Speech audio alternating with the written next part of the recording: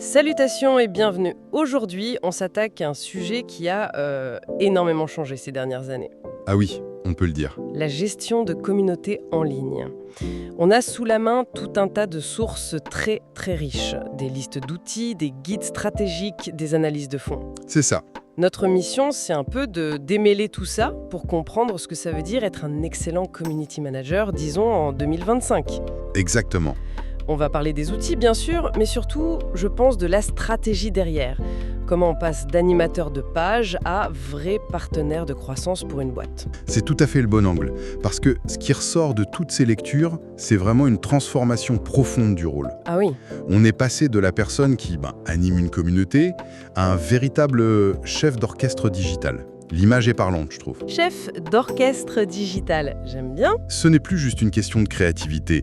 Le community manager aujourd'hui doit être créatif, oui, mais aussi analyste et stratège. Et un point fascinant, c'est que l'IA, l'intelligence artificielle, n'est pas vue comme un remplaçant, Plutôt comme un allié. justement, comme un allié, un premier violon qui peut automatiser des tâches, aider à la modération, ou même faire de l'analyse prédictive. D'accord. Mais un chef d'orchestre a besoin de ses instruments.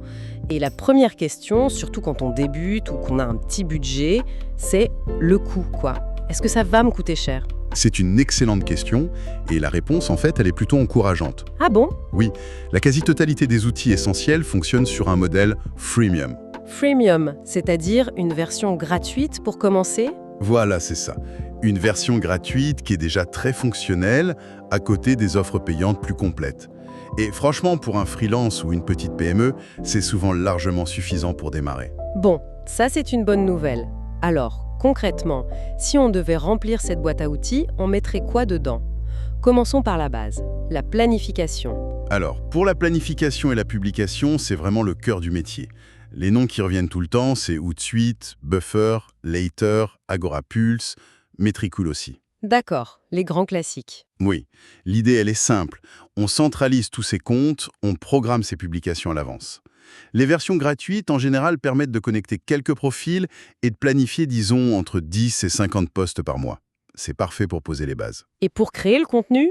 Parce que tout le monde n'est pas graphiste. Non, et heureusement, ce n'est plus un prérequis. L'outil qui a tout changé, c'est évidemment Canva. L'incontournable. Voilà, sa version gratuite est une richesse incroyable, c'est devenu le standard. Mais il y a des pépites, hein. Une source parlait de Placeit. C'est génial pour l'e-commerce. Ça permet de créer des mock-ups. Des simulations de produits. C'est ça, sur un t-shirt, une tasse, sans aucune compétence en photo. C'est un gain de temps et d'argent qui est juste énorme. Et pour les images, il y a des agrégateurs comme All the Free Stock, qui regroupent des dizaines de banques d'images gratuites. D'accord. Donc on peut planifier, on peut créer, mais une grosse partie du job, c'est aussi d'écouter ce qui se dit, non? C'est un point absolument crucial. Publier, c'est parler, mais il faut écouter. C'est le fameux social listening. La veille. La veille, exactement. Qu'est-ce qu'on dit de la marque? Des concurrents? Du secteur? L'outil le plus simple et gratuit, ça reste Google Alerts. Mais pour aller plus loin, des outils comme Mention ou Brand24 permettent de suivre ça en temps réel. C'est là que ça devient payant, plus vite, j'imagine. Oui, il faut être honnête, les versions gratuites sont plus limitées sur ce créneau. C'est souvent là que l'investissement commence. D'accord. On a les instruments, mais avoir le meilleur violon du monde ne fait pas de vous un virtuose. C'est là que la partition, la stratégie entrent en jeu. Exactement. Et c'est là que la vraie différence se fait. La première étape, souvent oubliée, c'est de définir une voix. Une des sources fait une distinction que je trouve très juste, entre la voix et le ton. La voix et le ton. Alors attends, c'est quoi la différence exacte? La voix, c'est la personnalité de la marque, son ADN si tu veux. C'est constant. Le ton, c'est comment cette voix s'adapte à une situation, à une plateforme, à une audience. Ah, je vois.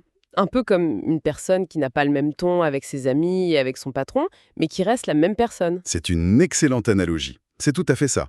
Prenons une marque comme Michel et Augustin. Leur voix, c'est la convivialité, l'humour, l'aventure gourmande. C'est immuable. D'accord. Mais leur ton sur LinkedIn sera plus professionnel que sur Instagram, où ils peuvent être beaucoup plus décalés. Ne pas maîtriser ça, c'est le risque de sonner faux. C'est très clair. Une fois qu'on a sa voix, une autre grande idée qui ressort, c'est la fin du community manager couteau suisse. L'heure serait à la spécialisation. Ah oui, c'est une tendance de fond. Mais est-ce qu'il n'y a pas un risque de s'enfermer dans une niche? C'est une crainte légitime, mais le marché prouve le contraire. Se spécialiser, c'est répondre à une demande d'expertise de plus en plus pointue. Un CM qui se spécialise dans le fitness, par exemple, il ne vend pas juste de la gestion de réseau. Il vend sa connaissance du milieu. Précisément. Il comprend les coachs, les salles, les hashtags qui marchent, le langage qui motive. Il devient un consultant stratégique. Et ça lui permet d'être plus efficace et de facturer plus cher. Vu comme ça, c'est plus une construction d'expertise qu'un enfermement, en effet. Et les sources, elles donnent des exemples de niches? Oui, on peut voir deux grandes familles. D'un côté, les niches passion et lifestyle, la beauté, la mode durable, la food, les animaux. Là, l'émotion est clé. Et de l'autre? De l'autre, les niches business et expertise, l'entrepreneuriat, l'immobilier, la fintech, le B2B. Là, les budgets sont souvent plus élevés et on attend du CM qu'il génère du lead qualifié. Donc, voix, niche, on s'adresse à un public précis. L'étape suivante, c'est de le rassembler. Et là aussi, on sent une évolution. On parle moins de courir après les millions de followers. C'est fini ça. Ou en tout cas, ça s'essouffle. La course à la taille d'audience est remplacée par la quête de la qualité de l'engagement. C'est ce qui explique l'essor des micro-communautés. Exactement. L'idée est de créer des espaces plus intimes, plus ciblés, loin du bruit des grands fils d'actualité. On pense aux groupes Facebook privés, aux serveurs Discord, aux canaux Slack. Des endroits où les gens peuvent vraiment échanger. Voilà, on privilégie la qualité des interactions sur la quantité de membres. Les bénéfices sont énormes. Meilleure fidélisation, croissance organique via le bouche à oreille, et surtout, on transforme des followers en ambassadeurs. Mais ça demande un investissement en temps considérable, j'imagine. Ah oui, on ne peut pas automatiser une relation de confiance. Ça demande de l'authenticité et de la présence. Bien sûr. Et cette notion d'investissement nous amène au nerf de la guerre. Le point qui donne des sueurs froides à tout le monde. Le retour sur investissement. Le fameux ROI. Le Graal. Une source cite un chiffre qui fait réfléchir. 44% des directeurs marketing ne peuvent pas quantifier l'impact des réseaux sociaux. Pourquoi c'est si dur? C'est le grand défi. Le passage de centre de coût à centre de profit. Je pense que la difficulté vient d'abord d'une raison historique. On voyait ça comme de la com, du branding, donc difficile à mesurer. Et ensuite? Ensuite, il y a la facilité. C'est très simple de se concentrer sur ce que les articles appellent les vanity metrics. Les métriques de vanité, oui. Les likes, le nombre d'abonnés. C'est ça. C'est flatteur, mais ça ne dit rien de l'impact sur le business. Une baisse de likes n'est pas un échec si, en même temps, les demandes de devis par message privé explosent. Il faut donc apprendre à raconter la bonne histoire avec les bonnes données. C'est exactement ça. Il faut lier ces indicateurs, les KPI, aux objectifs réels de l'entreprise, en suivant le parcours client. C'est-à-dire? Pour la notoriété, on mesure la portée.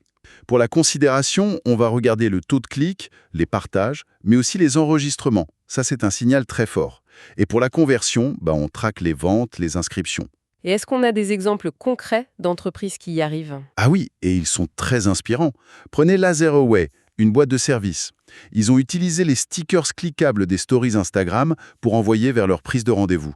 Et le résultat? Près de 2000 réservations générées directes depuis les stories. Là, le lien entre l'action Instagram et le revenu, il est direct, incontestable. C'est très parlant. Et pour la vente de produits? Et comment? Le cas de Homefield, une marque de vêtements, est assez dingue. Ils ont généré 42 000 $ de revenus par mois. En pub? Non. Uniquement en organique sur X, l'ancien Twitter. Zéro pub. Leur secret, une analyse ultra fine des posts qui convertissaient. Ils ont compris leur niche, leur humour. Ça prouve que la créativité peut encore battre le budget. C'est fou. Et même à plus petite échelle. Ali Cactus, une PME, a vu que 75% des clients de sa boutique éphémère venaient d'Instagram. C'est un impact direct sur le trafic en magasin. Ces exemples montrent un lien direct au chiffre d'affaires. C'est donc ça le but ultime. Pouvoir dire « mon travail a généré X euros ». C'est une partie du but, mais pour vraiment parler le langage d'une direction, il faut maîtriser deux autres métriques, le CPA et la CLV. Alors, CPA et CLV, en décrypte. Le CPA, c'est le coût par acquisition. Combien ça coûte de gagner un nouveau client. La CLV, c'est la Customer Lifetime Value, la valeur vie client. Combien ce client va rapporter sur toute sa durée de vie. Et le Community Manager, il joue sur les deux champs. Exactement. Il réduit le CPA en générant des prospects en organique, sans pub, Et il augmente la CLV en bâtissant une communauté fidèle qui reste, qui rachète, qui recommande. Et l'objectif, c'est d'avoir une CLV bien plus haute que le CPA, j'imagine. Voilà, une source parle d'un bon ratio de 3 pour 1. Pour chaque euro dépensé pour un client, il en rapporte 3.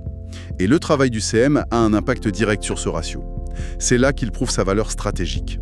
Alors, si on résume notre plongée, l'image du community manager a radicalement changé, on est loin du cliché de la personne qui poste juste de jolies photos. Complètement. Le portrait robot du CM de 2025, c'est celui d'un stratège.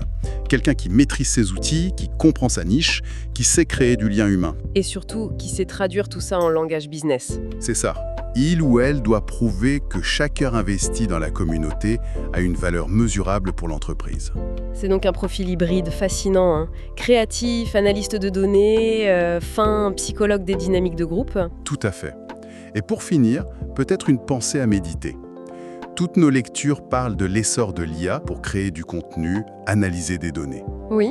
Alors que l'IA devient de plus en plus forte là-dessus, la question se pose, quelle sera la compétence purement humaine qui deviendra la plus précieuse chez un CM?